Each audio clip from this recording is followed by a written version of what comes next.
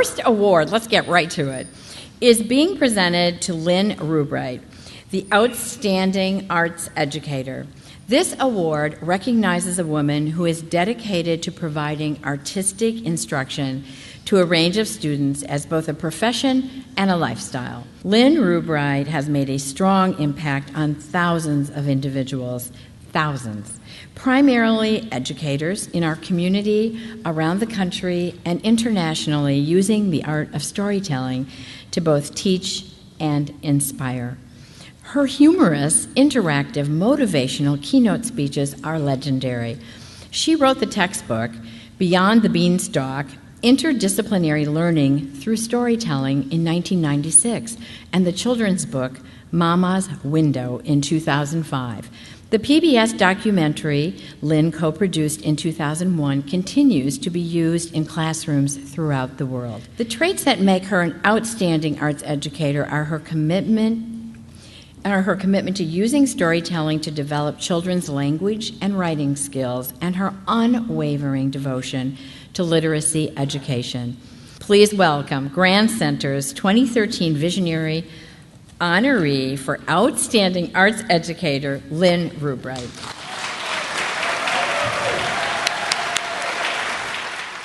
When you want something done, you better do it yourself. When you want something done, you better do it yourself. When you want something done, don't put it on the shelf or wait for a rainy day. When you want something done, you know what they say. Don't put off till tomorrow what you can do today. When you want something done, you better do it yourself. That's Little Red's theme song. Now, one morning when Little Red found, when she was scratching in the hen yard, a little grain of wheat, she looked at it.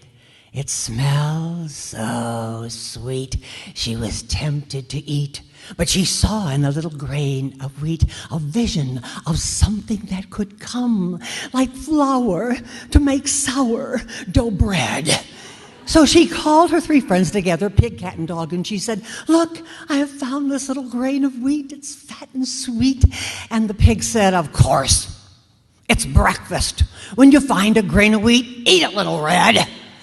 And then the dog said, "I'm busy, Little Red. I'm digging for a bone.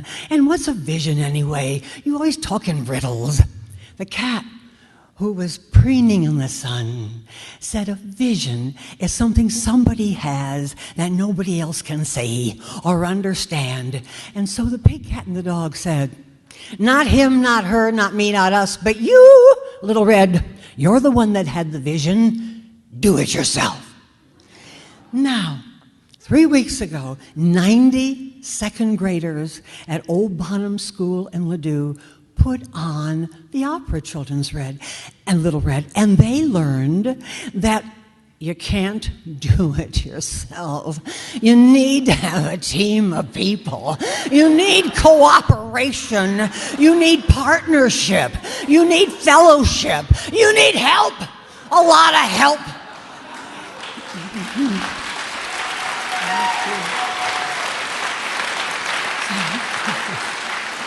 So, when my daddy told me, "Lynn, ideas are cheap," and I said, "Daddy, ideas are sacred," he said, they're like confetti. Ideas are all over the place, and they're blowing in the wind.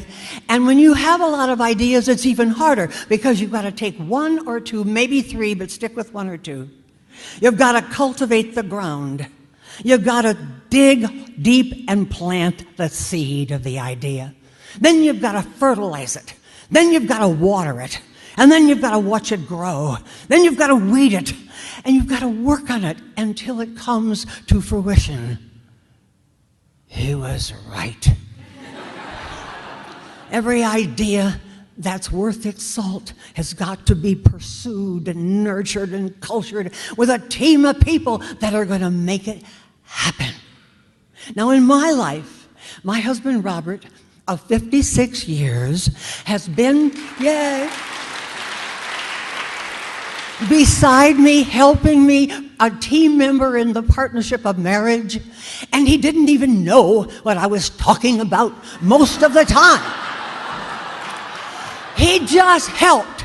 He helped, and didn't say much until things would come to fruition, and he'd say, "Oh, I get it." And what he got was not even anything I had in mind. Because the idea had a life of its own, and it went off somewhere, and I'd be running after it, looking for people to help me grab it and make it work. That's the miracle of ideas. And also I have to thank my two sons, Dan and Ted Rubright, who are wonderful musicians and composers, and I really can't do anything without them. I run everything by them and I'll say, "Mother," and then we get it to work.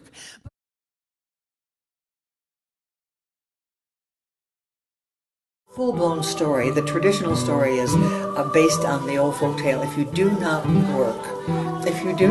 work, you don't eat. And it seems so harsh. It's like, ooh, isn't there more to it than that? And then the idea came, well, when you have so much abundance and you share and you have cooperation with other people helping you work, then you have a whole new philosophy, really. So that's how the story evolved.